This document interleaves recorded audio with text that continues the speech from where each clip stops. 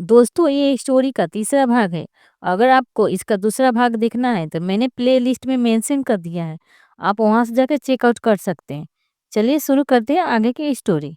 सालनी अपने प्रोजेक्ट के बच्चों के लिए पुरानी किताबें इकट्ठा कर रही थी। उसने मोहल्ले मोहल्ले जाकर दरवाजा खटखटाया, लेकिन बहुत कम लोग मदद करने को तैयार हुए।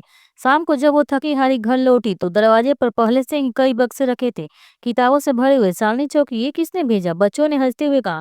दीदी, एक अंकल बड़ी गाड़ी से आए थे। उन्होंने कहा कि ये किताबें आपकी क्लास के लिए हैं। बस नाम नहीं बताया। सालनी समझ गई, ये और कोई नहीं, निशांत सिंघानिया ही था। बस इस पर उसने अपने नाम की चमक नहीं लगाई, बस चुपचाप मदद कर दी। एक दिन तेज बरसात हो रही थी। सालनी फिर भी बच्चों को पढ़ाने गई। दिए की लौ बार बुझ जाती और बच्चे भीगते रहे। अचानक वहां बड़ी सी छतरी लेकर कोई खड़ा हुआ। सालनी ने ऊपर देखा, निशांत। वो बिना कुछ कहे बच्चों पर छतरी थामे खड़ा रहा जब तक क्लास खत्म नहीं हो गई। बरसात में भीगते हुए उसकी आंखों में अजीब सी नरमी थी। शालिनी ने पहली बार उसकी तरफ देखकर धीरे से कहा, आप बदल रहे हैं। निशांत ने हल्की हंसी में जवाब दिया, शायद तुम बदल रही हो। मुझे एक दिन शालिनी के पापा की दवा खत्म हो गई, दुकान बंद थी और रात बहुत हो चुकी थी। शालिनी परेशान हो गई कि अब क्या करे। तभी दरवाजे पर दस्तक हुई। बाहर वही दवा थी और साथ में एक छोटा सा नोट। इस बार इसे अहंकार मत समझना, बस इंसानियत समझना। शालिनी के हाथ कांप गए। उसने नोट को सीने से लगा लिया। पहली बार उसके होठों पर निशांत के लिए हल्की सी मुस्कान आई। अब हर बार जब शालिनी और निशांत आमने सामने आते तो उनके बीच की लड़ाई पहले जैसी कड़वी नहीं रही। हाँ, बस अभी भी होती थी, लेकिन उन बहसों में एक अजीब सी खनक थी, जैसे दोनों एक दूसरे को चुपचाप महसूस करने लगे हो। लोगों ने कहना शुरू कर दिया, यह दोनों लड़ते तो है ऐसे जैसे दुश्मन हो, पर आंखें कहती है कि कहानी कुछ और है। हर बार जब निशांत उसकी मदद करता, सालनी के दिल में सवाल उठता, सचमुच ये बदल रहा है या फिर ये सब उसके अहंकार का नया खेल है। वो हर मौके पर उसे टोकती, देखिए मुझे किसी का एहसान नहीं चाहिए, मैं आपके पैसों से अपनी राह आसान नहीं करना चाहती। आपके पास बहुत कुछ होगा, लेकिन मुझे अपनी मेहनत पर ही भरोसा है। निशांत हर बार चुपचाप उसकी बातें सुन लेता। पहले जैसा गुस्सा नहीं आता, बस एक हल्की सी मुस्कान और आंखों में ठहराव दिखाई देता। एक सालनी बच्चों को रही थी। एक बच्चा ठोकर खाकर गिर पड़ा।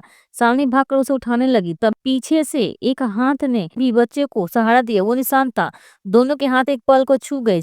ने झटके से हाथ पीछे कर लिया। आप यहाँ? फिर उसने सख्त स्वर में कहा। निशांत ने बच्चे को गोदी में उठाया और बोला, कभी कभी सिर्फ मदद करने का मन कर जाता है, बिना किसी मतलब की। सालनी उसकी आंखों में झांक कर देखती रही। उसमें वो घमंड नहीं था जो पहले हर वक्त छलकता था। उसकी जगह एक सच्ची परवाह झलक रही थी। सालनी ने नजर झुका ली। पहली बार उसका दिल थोड़ी देर के लिए कांपा। रात को पापा ने सालनी से कहा, बेटी मैंने देखा वो लड़का बदल रहा है, शायद उसकी वजह से ही मेरी जान बची थी। कभी कभी लोग देर से सही लेकिन बदलते जरूर हैं। सालनी ने धीरे से जवाब दिया, पापा मैं उससे नफरत करती हूँ। पापा मुस्कुराए, नफरत इतनी देर तक नहीं टिकती जितनी देर तक तुम सोचती हो। कभी दिल से देखना, आंखों से नहीं। यह बात सालनी के दिल में उतर गई। अब जब भी सालनी निशान को देखती उसकी आंखों में नफरत नहीं बल्कि सवाल होते, क्या यह वाकई वही अहंकारी इंसान है या फिर इसके अंदर कोई और छुपा है? सामने उसके टोकती तो जरूर, लेकिन अब उसकी आवाज में पहले जैसा जहर नहीं था। उसमें एक अजीब सी नरमी आ गई थी और यह नरमी निशांत के दिल को छू जाती थी। एक दिन बच्चे खेल रहे थे और निशांत उसके साथ गेंद खेलने लगा। गलती से सालनी के पैरों से टकराई। उसने गुस्से से देखा, पर अगले ही पल जब बच्चों की हंसी सुनी तो उसके होठों पर भी हल्की सी मुस्कान आ गई। निशांत ने उस मुस्कान को देखा और दिल ही दिल में सोचा, यह पहली बार है जब उसने मेरे सामने मुस्कुराया है और शायद यही मेरे सबसे बड़ी जीत है। उस दिन बच्चों की क्लास खत्म होने के बाद सालनी अकेली बैठी थी। आसमान में चांद था और हल्की हवा बह रही थी। तभी पीछे से आवाज आई, तुम्हारी मुस्कान मेरे लिए सबसे अनमोल तोहफा है। सालनी ने पलट कर देखा, निशांत खड़ा था। उसकी आंखों में वो आकर नहीं थी, बस एक सच्ची चमक थी। सालनी ने तुरंत निगाहें फेर ली। फिर शुरू मत कीजिए, ये सब आपके खेल मुझे अच्छे से पता है। निशांत आगे बढ़ा, खेल अगर खेल होता तो मैं आज भी अपने नाम की शान दिखाता, लेकिन सालनी तुमने मुझे सिखाया है कि जिंदगी सिर्फ पैसों और ताकत से नहीं जीती जाती।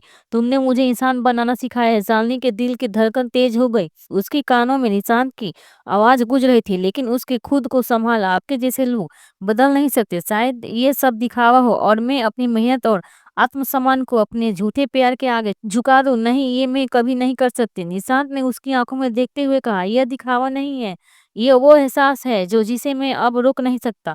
मैं तुम्हें पसंद करने लगा हूँ। सालनी सानी ने कुछ पल चुप रहकर उसकी बात सुन ली। दिल कहीं न कहीं पिघल रहा था, लेकिन दिमाग बार-बार कह रहा था, नहीं, ये वही घमंडी इंसान है, जिस पर भरोसा करना सबसे बड़ी गलती होगी। सानी ने धीरे से कहा, आपके एहसास कितने सच्चे हैं, यह वक्त बताएगा, लेकिन अभी मुझे भरोसा नहीं है। निषाद मुस्कुराया, जैसे हार कर भी जीत गया हो। ठीक है, मैं इंतजार करूंगा, शायद एक दिन तुम देखोगे कि मेरी दुनिया अब सिर्फ तुम्हारे इर्द गिर्द है। सालनी के दिल में पहली बार हल्की सी सिरहन दौड़ गई। वो चाहकर भी उसे झूठा नहीं कह पाई। हेलो दोस्तों, अगर आपको इस स्टोरी का अगला भाग देखना है तो आप मेरे चैनल को लाइक करें, सब्सक्राइब करें और शेयर करें, ताकि मेरी वीडियो का नोटिफिकेशन आपको तुरंत मिले।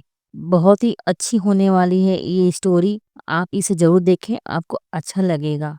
फिर मिलते हैं आपसे अगले भाग में। तब तक के लिए नमस्कार, धन्यवाद।